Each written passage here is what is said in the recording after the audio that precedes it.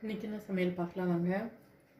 இன்றைக்கி முளைக்கீரை பொரியல், சுட சுட சாதம், முருங்கைக்காய், பலாக்கொட்டை, மாங்காய் இல்லை மாம்பழம். பழம்னா ரொம்ப பழுத்த பழம் இல்லை, கொஞ்சம் காயும் பழமாக இருக்கிற மாதிரி அது போட்டு சாம்பார்.